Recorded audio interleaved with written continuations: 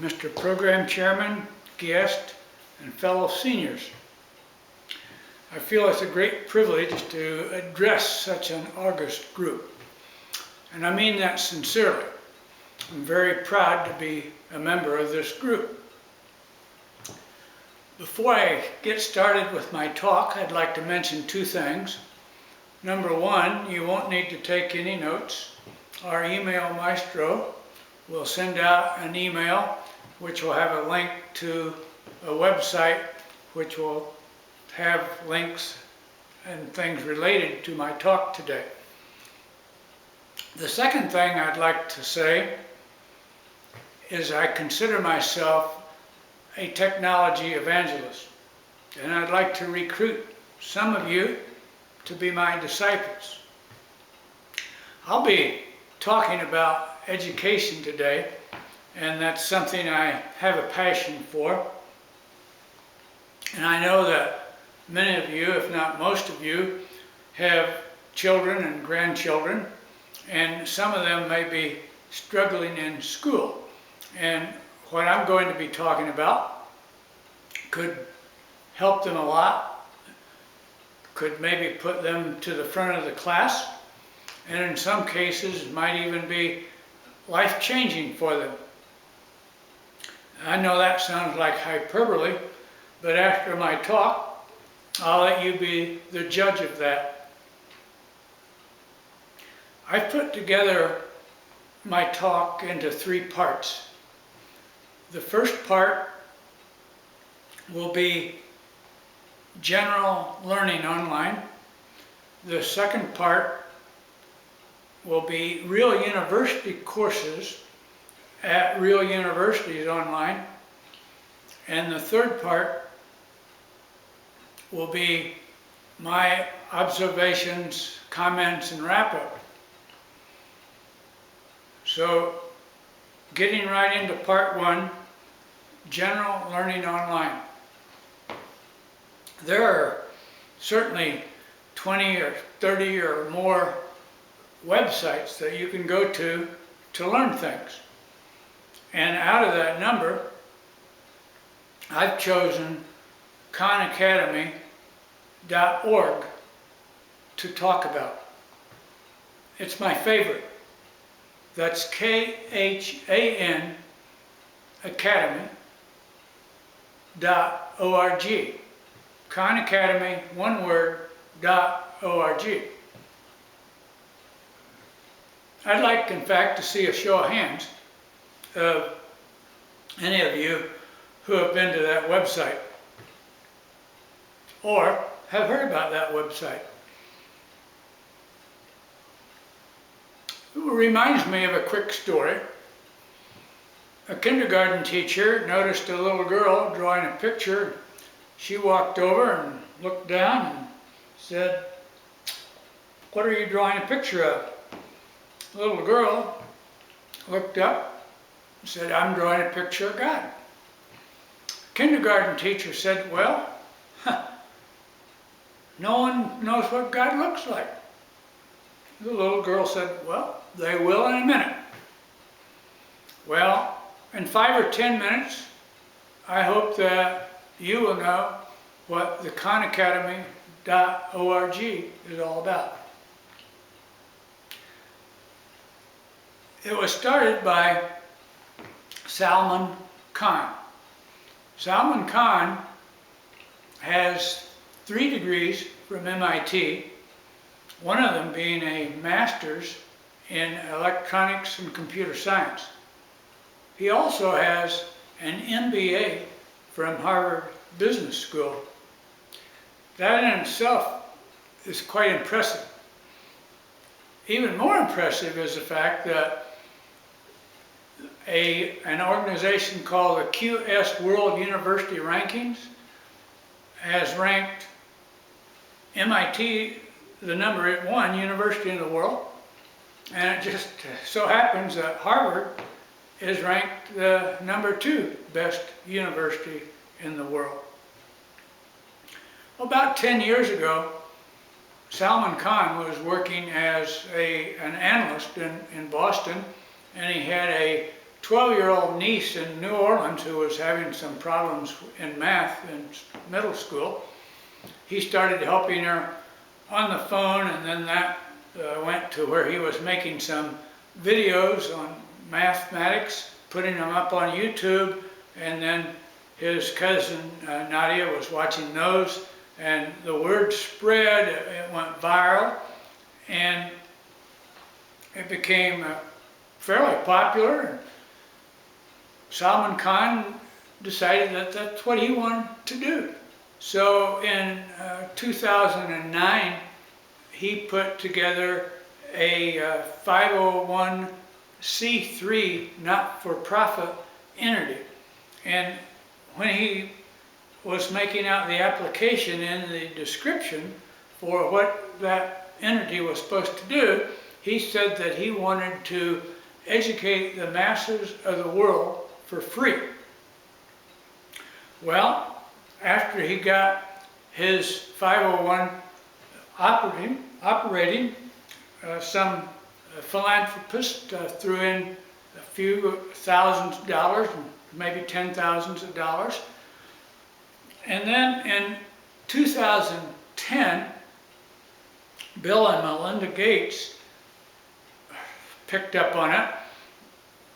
Also, the Gates children had been watching these videos as well.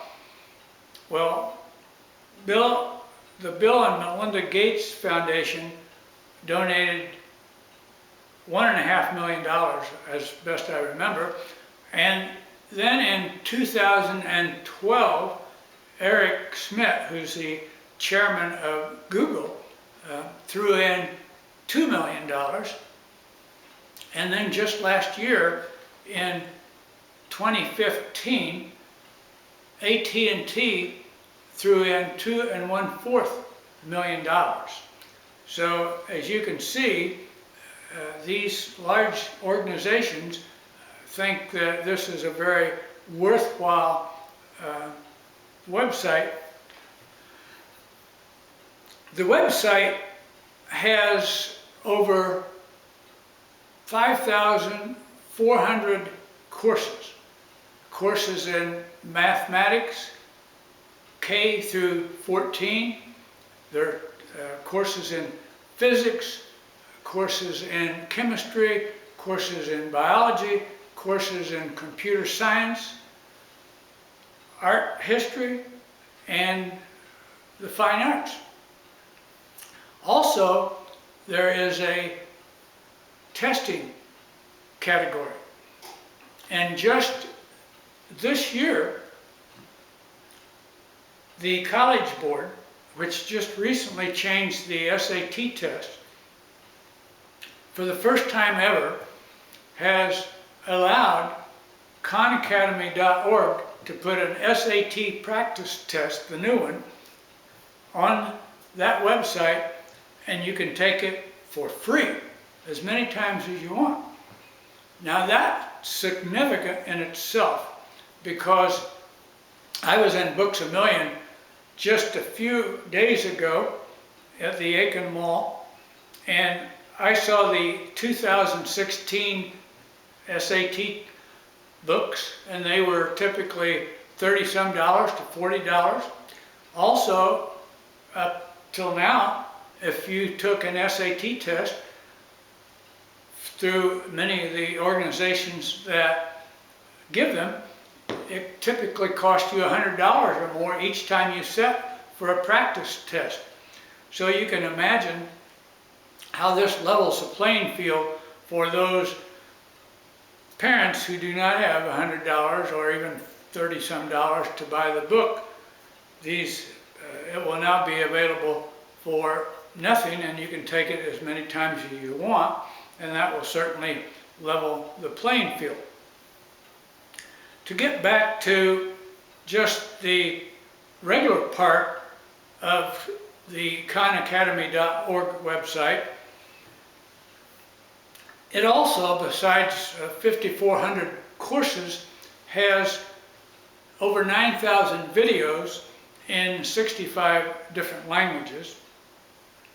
And there are presently a few million people who are using it online in different elementary schools to help supplement their classes.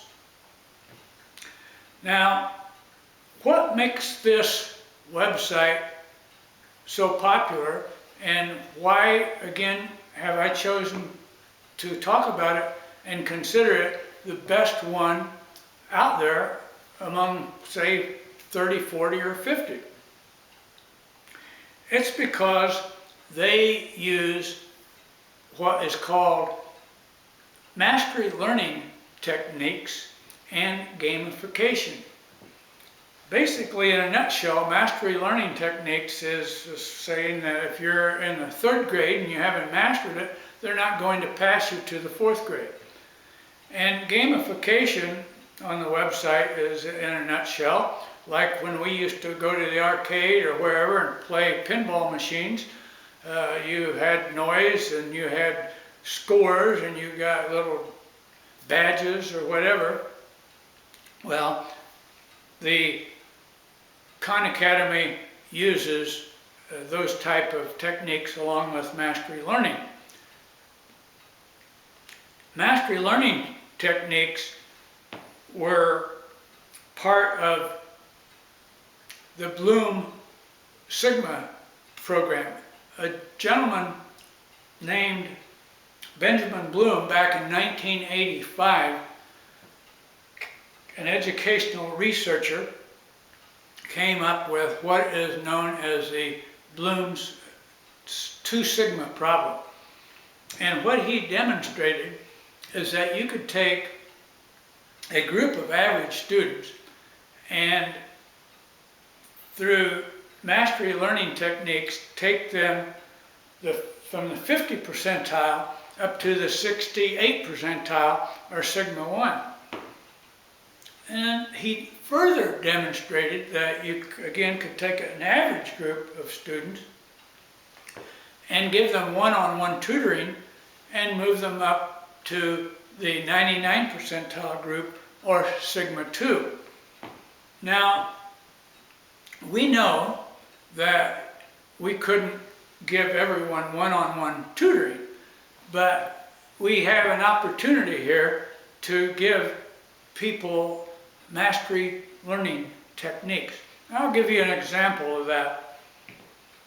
I volunteer out at Greendale Elementary in New Ellicton, helping 5th graders 1 day a week in mostly math, but some science. And a typical 5th grade problem might be a least common multiple problem. It might be, for example, Mary is having a party and she wants to serve hot dogs, and hot dogs come 10 to a pack and buns come 8 to a pack. Well, with the Khan Academy, the way they would present this problem, there's basically 3 ways to do it. One is, if you happen to know how to do it, you can just go ahead and answer the problem. But if you don't know, you have the choice of looking at 4 or 5 hints or watching a video. Well, if you choose to watch a video, for example, it would typically run 3 to 5 minutes, maybe 8 minutes. And in this scenario, it might demonstrate that you could use a number line for the number of hot dogs and a number line for the buns, and then with hash marks see where they line up. Or maybe you could just use the multiples of whole numbers and see where they lined up. Or you might take the prime of 8 and the primes of 10 and solve the problem that way. Or you might use circles or Venn diagrams and along with primes and solve the problem that way. Well, if you didn't, let's say, and by that time you should certainly know how to solve the problem. If you didn't want to watch the video but just wanted to look at the hints, which might be a little quicker for you, if you looked at the first hint, it might give you enough information, I know how to do it. Go ahead and do the problem. But if you didn't, then you could look at the second hint, the third hint, maybe there's 4 hints. And in that case, that would be the last step of the problem and it would give you the answer. Then you could go ahead and answer the problem. Now where the mastery learning technique comes in here is when you're doing a least common multiple, you need to do, let's say, 3 of those problems in a row correctly before you can go on to the next type of problem. And instead of 3, it might be 4, it might be 5, depending on what type of problem that you're working on. So let's say that you got 2 problems in a row right, but you missed the 3rd one. Then you have a reset. You have to start over until you can get 3 in a row correct. And at that point, you can go on to the next category of problems. So, as you can see, this is a very good learning method. And in math, say from K to 14, you can see how you can fill in all the blanks and you can do all the steps until you can do the calculus. And if you have any holes like you would find in Swiss cheese, so to speak, you can always say, I don't know that particular part of, let's say, a calculus problem. I don't understand the algebra or maybe the trigonometry, and you can go and fill that in and come back and then really understand the problem.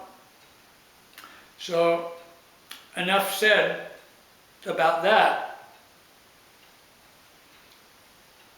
And thinking about the time constraint, I'll move into part 2 now.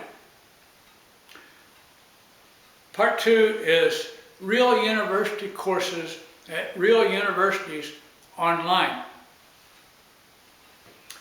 Around 2011 and 12, Harvard and MIT were observing that other universities were, having online courses. So they wanted to see what would happen if they took one of their real courses and put it online and opened it up. So Agarwal, who's a professor of electronics at MIT, put the circuits and electronics course, the real course that they taught at MIT, online to anyone that wanted to take it. And I think this was around 2013. Well, when they did this, 155,000 students from 122 countries signed up for the course. And this is a regular 12, 13-week semester course. When the course was finished, 10,000 of the 155,000 had completed the course, and out of that, 7,200 people had passed the course.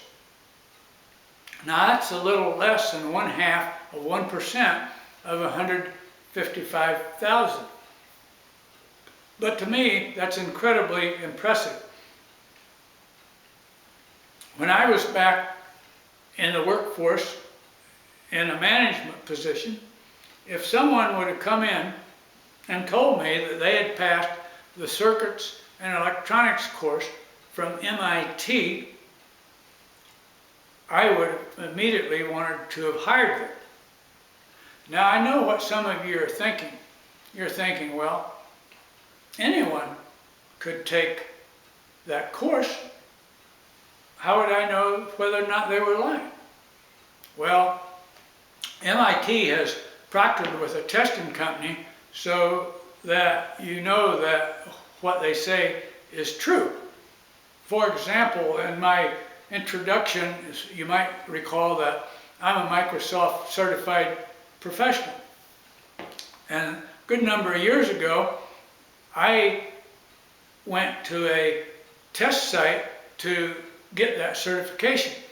And I had to go into a room with a computer terminal, was glass enclosed.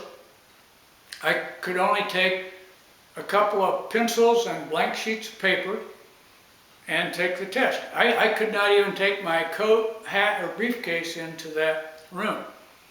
Well, anyway, I sat for the test, paid $100, and I failed the test. I wasn't real happy about that because I thought I could easily pass it because I had written at least 10,000 lines of code in Microsoft C# and Visual Basic. Well, anyway, I went back home, I cracked the books, and I think I had to wait 30 days. I went back and I took the course and I passed it. But anyway, you see the point. We have proctored testing today for many certifications, and in my case, going back years ago, I got a card that's the same size as a credit card with a holograph in it, and today I'm sure they probably put your picture on it as well. But anyway, by certifications today and with two forms of identification, we know the people are who they say they are. Another thing I want to demonstrate or talk about is San Jose University in San Jose, California wanted to put their circuits and electronics course online, but just for their students, just for the students that were enrolled at that campus for that course, no one else. And they did that. And before they had that course online, they had a 43% failure rate in that course. After they put that course online so that the students could watch the videos at their convenience, they could, backspace them and look at them again, look at them anytime that they wanted to, the failure rate went from 43% down to 9%. So I think that is pretty impressive and certainly demonstrates the importance and value of watching and learning things online. Well, that pretty much covers what I wanted to say. Oh, I might just proudly mention that I did take circuits and electronics in the physics department at Kent State University many years ago, and I passed it. So I feel good about that. And at this point in time, just one comment I'd like to make is Thomas, golly, I forget his name. Anyway, he wrote a book called The World is Flat. Thomas Friedman, that's the guy. And that was maybe almost 10 years ago, I think. And his point was that by having things online with the internet, that everyone was going to need to basically pass a bar exam. Not only doctors, lawyers, or electricians, or plumbers, but pretty much everyone.